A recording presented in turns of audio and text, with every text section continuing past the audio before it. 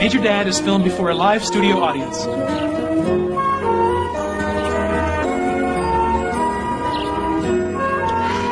Let's go, Casey. You're going to be late. Thanks. It's not like Casey to dawdle. Something bothering her? You're asking me? You share a room. She talks to you. Who listens? Hey, she's a few minutes late. It's nothing to fret about. Now listen up. I want to do my speech again. Major, please don't over-rehearse it. The third time was perfect. But I just thought of a great new opening joke. Is this one funny? John, why are you so nervous? You're just talking to a bunch of drill instructors. Drill instructors can be a very tough audience. Major, you outrank them. Order them to laugh. Finally. What do you want for breakfast? Nothing. Hey, mind those manners. What's going on? I hate breakfast, I hate school, and most of all, I hate Paula Heckler. Who's Paula Heckler? A new girl transferred into Casey's class. She's big. Big? She's already lost 5 teeth. Tell me about her. She started this club at school. To be in it, you'd have to stand at the top of the slide and spit on a boy. What kind of club is that? A spitting club. Everyone did it except me. Well, sounds like you're handling the situation pretty well. I know, but Paula says if I don't do it, no one will play with me. Today's my last chance. What a dilemma! Yeah, sort of like Hamlet. To spit or not to spit? It's not funny, boys. Sweetheart, I know you're going through a rough time right now, but Paula's new and she's just trying to get people to notice her. I'm sure once she feels comfortable, all this will blow over. No, it won't. She's just a big bully. Casey, being the smartest kid in my class, I've been the target of my share of bullies. Yeah, but you deserved it. If I may continue, the best way of handling bullies is not reason, force, or tattling. You bribe them with a 2-pound bag of M&Ms. It's one way, expensive way. The point is, Casey, we've all had to deal with our share of bullies at one time or another. Mine was Brenda Nomalini. Rona Schatzberger. Heidi Klotz.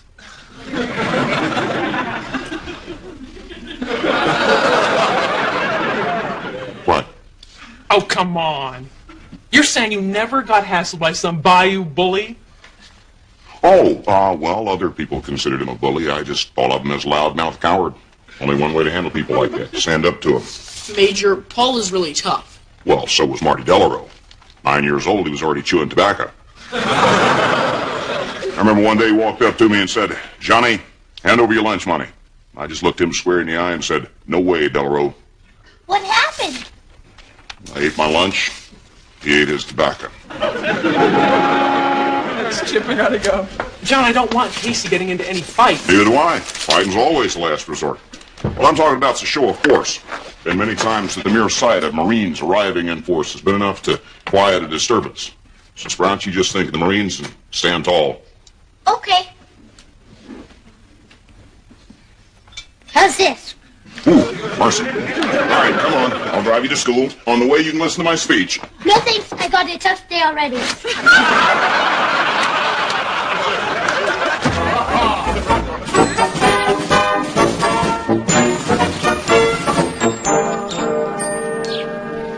Well, it's all set.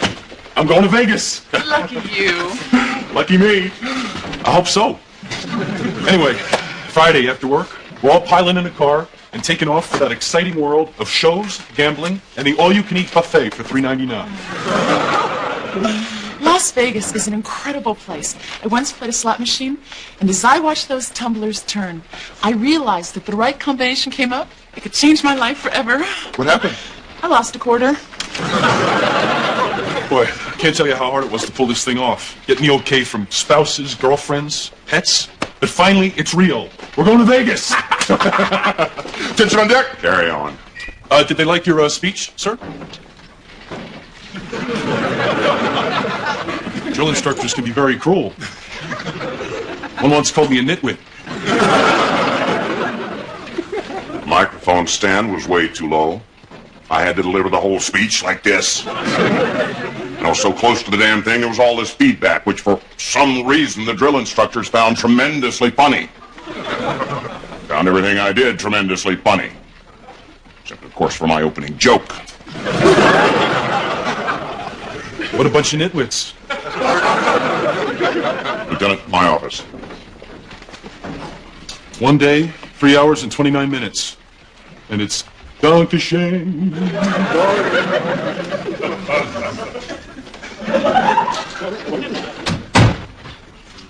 I recall.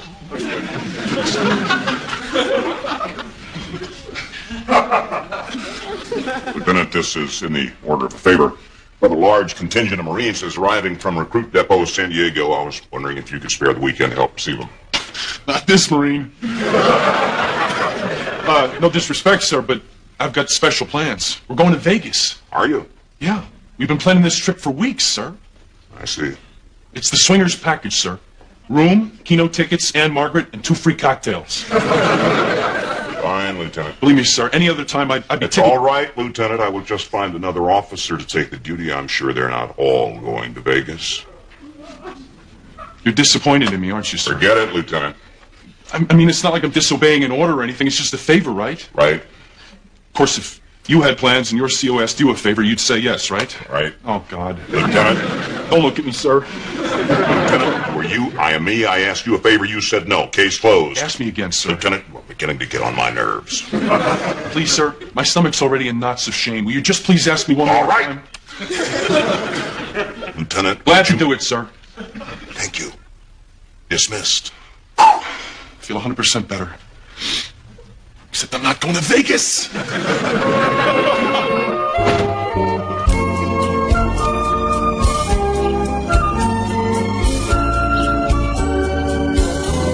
Sweetheart, you did a brave thing today, and we're all proud of you.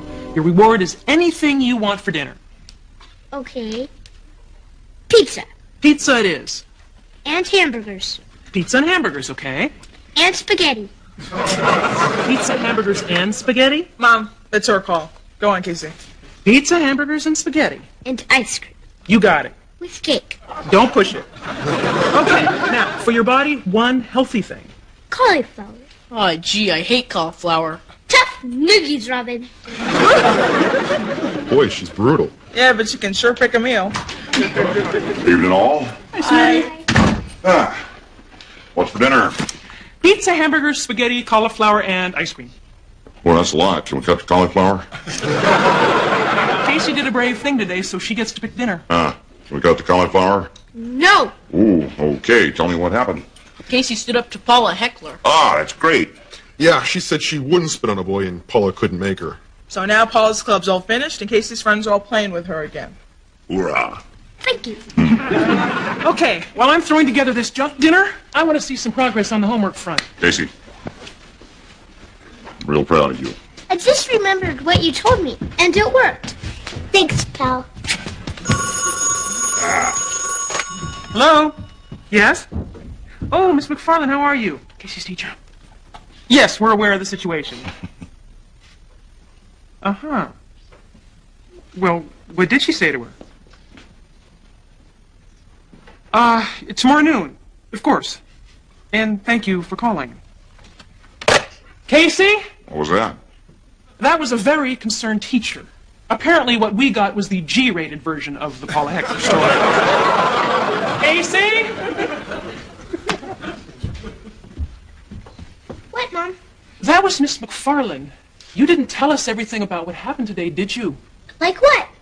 Well, for one thing, the fact that you made Paula Heckler cry. She deserved it. And the reason she cried is because of what you said to her. All I did was stand tall. Casey, what'd you say? I just told her to stop bothering me. And if she didn't, you'd come to school with the bazooka and blow her to smithereens.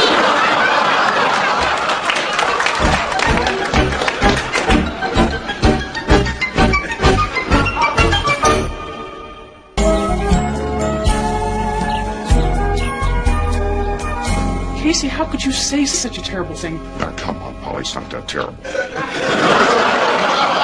Threatening to blow up another child? No, it's not that serious. Kids make these kind of threats all the time. You know, my dad can beat up your dad. No, that's not exactly the same as my dad can blow you to smithereens. Especially when hers has the equipment to follow through. All right, look, now, maybe Casey misread what I said. When I said stand tall, I meant for you to stand up for yourself. But Major, didn't you say when there's bad stuff in the world, Marines show up and the bad stuff stops? Something like that, yeah. Well, Paul is the bad stuff and you're the Marines. You hear that? No wonder the school psychologist wants to see us for a conference. A conference for what? To discuss Casey's inordinate aggressive tendencies. They think our child's a bully. Oh, what are they talking about? The other kid's the bully. Had the girl spitting on the boys. Yes, but she didn't threaten to blow them up into tiny pieces. All right, now, Casey shouldn't have said what she said, and we will discuss that at length. There's no way this situation's her fault. You're right. It's yours. Mine. And you can forget about your special dinner.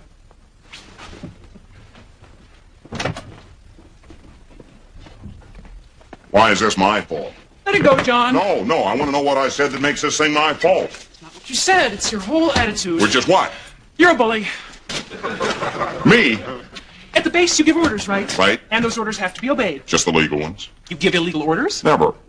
And those orders have to be obeyed. What is your point? Someone who tells someone else what to do and they have to do it, that's a bully. That's a leader. That's baloney. Well, the entire structure of the Corps depends on chain of command. My superiors give me orders, which I obey. I, in turn, give my subordinates orders, which they obey. Does that make us all bullies? Yes, and you love it. Listen to that liberal she-wolf howl.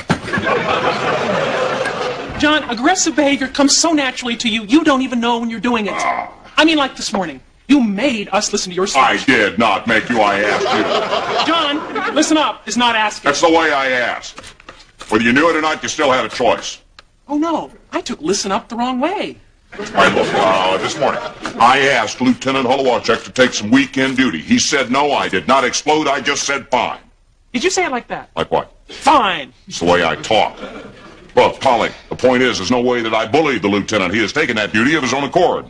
I thought he said no. He changed his mind. Oh, John! Well, I didn't change his mind. The lieutenant just decided on his own to act like a Marine. What a coincidence!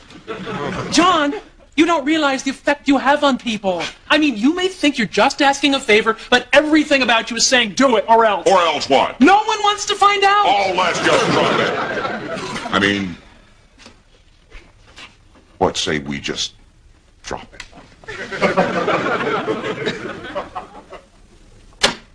Sweetheart, I'm not putting you down. Living the life you've led, old bachelor, career in the Corps, there are parts of you that have never had a chance to surface. But underneath, I know there's more. Because I have seen a man who is sweet and gentle and caring. So we're seeing a school shrink at noon? You're not coming. Why not? You'll rip her to shreds. Molly, if this psychologist thinks Casey has a problem, I want to be a part of that discussion. All right, we'll both go. I'll come straight from work. In your war suit? I will arrive at this meeting in a crisp set of Charlies with a shine on my shoes. And you'll be calm and polite and hear her out? Best Marine behavior. Wonder if I can requisition an Uzi.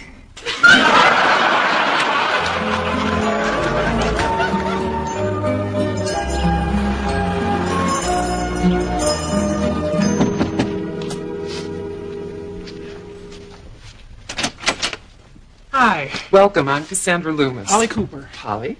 Major John McGillis. Hello, John. Please have a seat. Thank you. Let me first reassure you about this visit. Casey is a normal, well-adjusted child with no previous record of troublesome behavior. But then you know Casey. Well, not personally, but I've studied her file. Good kid. Thank you. Which is why yesterday's incident really throws me. It is just not consistent with Casey's profile. Well, you keep a profile on a little kid? Sweetheart, they keep profiles on all the students. It's fairly standard in large organizations. I'm sure someone in the Marine Corps has a profile on you. Who has a profile on you? I hear you, John. Now, Cassandra. Yes. We both agree that the way Casey handled things was wrong. But she's just a first grader, and this little girl is hassling her. Yeah, telling her to spit on boys. I have no record of any spitting. All I know is that your daughter threatened the life of a new girl in school. Well, maybe you ought to have your facts straight before you start pointing fingers. I'll look into it. But I must tell you that we take threatening behavior very seriously here. We think it's important to nip it in the bud. Well, Cassandra... We agree. Now, sometimes a child will become hostile towards other children as a response to some big change that's happened in their lives. Has there been any major adjustment that Casey's had to make in, say, the last 6 months? Well, I remarried. This man? So? Well, that explains a lot. I mean, parents' remarriage generates some unexpressed anger in the best of circumstances. Add to that the fact that you're a professional violent person, and I think we're there. Cassandra, you don't even know my husband. And you're making sweeping generalizations about a man's character simply based on his line of work. Isn't that rather ridiculous? Polly, I'm sensing a lot of resistance here. Now, it's my guess that Casey's behavior may be the reflection of some deeper, more serious problem, and I'd strongly suggest some reputable help. I have no problem with that. Our family's had counseling in the past, and we've found it very helpful. Good. But I do have problems with someone who blows one schoolyard incident out of proportion and then makes recommendations about a child she knows only from a file. You can ignore my recommendations if you wish. Our research shows that just about every person in prison started out as a bully. Now look, you...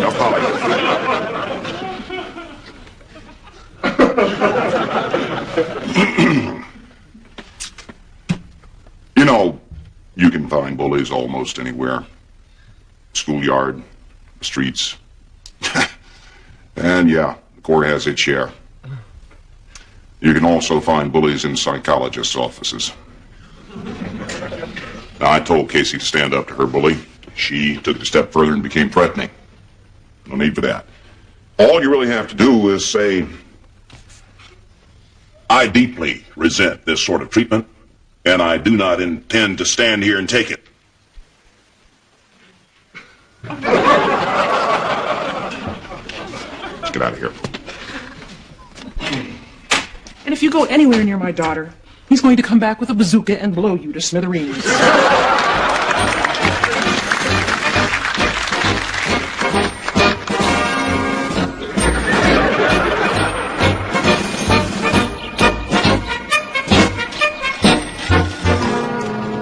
Well, we'll get out of your way.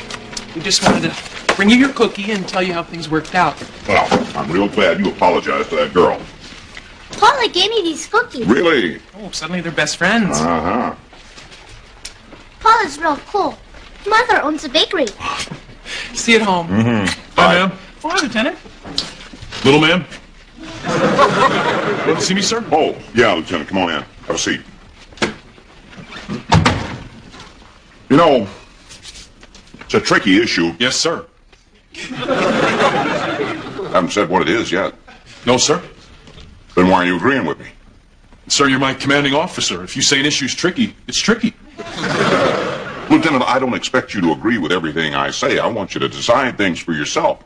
What I meant was it's tricky turning down your CO. Yes, sir. That's me. Oh, good, good. Well, it's tricky for your CO, too. It is? Oh, yeah. Well, I mean, you know, issuing a direct order is no problem. I order, you obey, you don't, you go to the brig. What a system. But when I asked you to take on this weekend duty, I was asking you a favor. You were free to make whatever decision you wanted. I did, sir. Well, as I recall, you made two decisions. Yes, sir. My second decision was to change my first decision. Yeah, and I assume that you did that because you felt it was what I wanted. You bet I did, sir. I wanted to go to Vegas. Then go to Vegas. Is that what you want? Stop trying to figure out what it is I want. Just forget that I have a forceful personality. I know I do. I'm sorry, that's just the way it is. But for now, let's say that I'm just a guy and you're just a guy. Can you give me a hand this weekend? Sorry, buddy, I'm going to Vegas. Good. Is that okay, sir? Lieutenant, listen to me. It's fine. It's fine. I think you really mean that. Thank you. No, thank you, sir, for showing me that I could disappoint you and feel damn good about it. Dismiss, Lieutenant. Oh, wait, one more thing.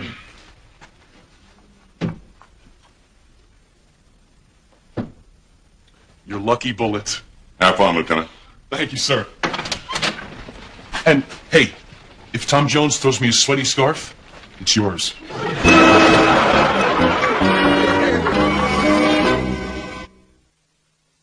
Next week on Major Dad. Positions. I'm telling you, Johnny, if you want to stay in, you got to get promoted. And to get a promotion, you got to get aggressive. You got to get off your butt and go for it. I got some great news. At least I think it's great news. I hope you guys will too, because it's going to affect all of our lives. Are we getting a puppy?